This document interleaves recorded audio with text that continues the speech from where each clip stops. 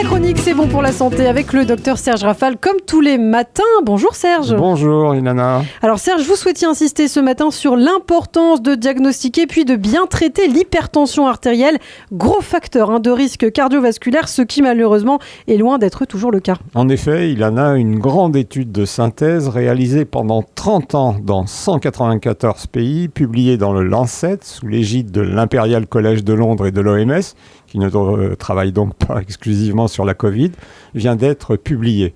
Elle nous apprend que la moitié des personnes atteintes d'hypertension artérielle, près de 600 millions de patients, l'ignorent et que plus de la moitié, 720 millions de patients, ne reçoivent pas le traitement indispensable dont ils auraient pourtant besoin.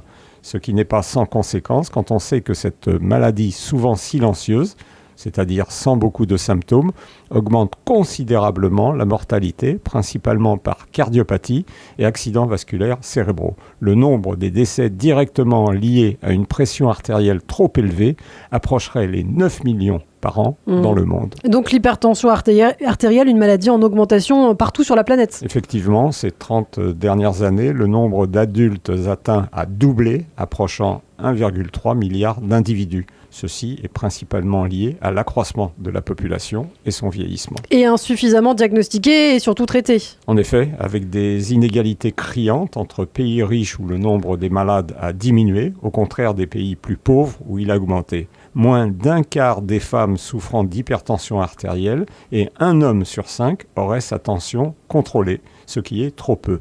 Et chez nous, la moitié des Français, suivis pour hypertension artérielle, seraient insuffisamment traités, d'après l'assurance maladie, et conserveraient des chiffres trop élevés, avec les conséquences dont nous avons parlé. Alors, comment définit-on l'hypertension artérielle, Serge ? Un patient est dit hypertendu lorsque sa pression artérielle, la pression du sang dans les artères, est supérieure à 140-90 mm de mercure, ou 14,9 si vous préférez.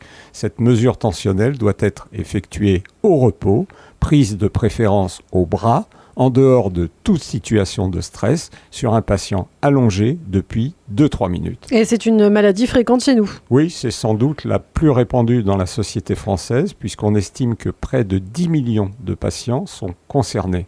Et sa fréquence augmentant avec l'âge, les 3/4 des personnes hypertendues ont plus de 60 ans.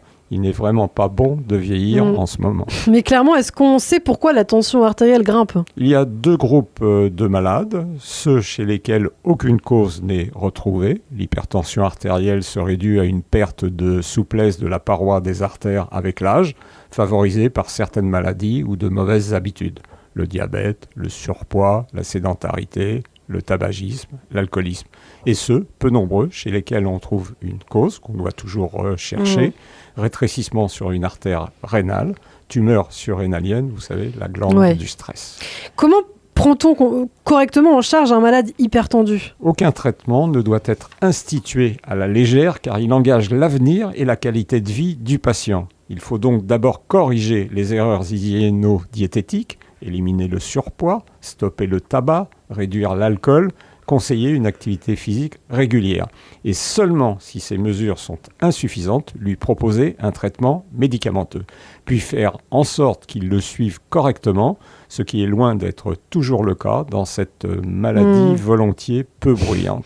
Et l'hypertension artérielle doit nécessairement être traitée ? Absolument, Ilana. Si la tension créatrice est positive, l'hypertension artérielle maltraitée est elle souvent punitive, exposant à des complications immédiates, nous l'avons dit, infarctus, accident vasculaire cérébral, ou tardive, insuffisance rénale ou cardiaque, problème aux yeux, une rétinopathie, possiblement grave. Alors de grâce, traitez-vous et ne stoppez jamais votre traitement sans avis médical. Le jeu, si je peux utiliser ce terme, n'en vaut pas la chandelle et pas non plus le chandelier. L'hypertension artérielle, une maladie insuffisamment prise en charge. Merci beaucoup Serge Rafal pour tous ces conseils, toutes ces précisions. On vous retrouve demain sur Radio J.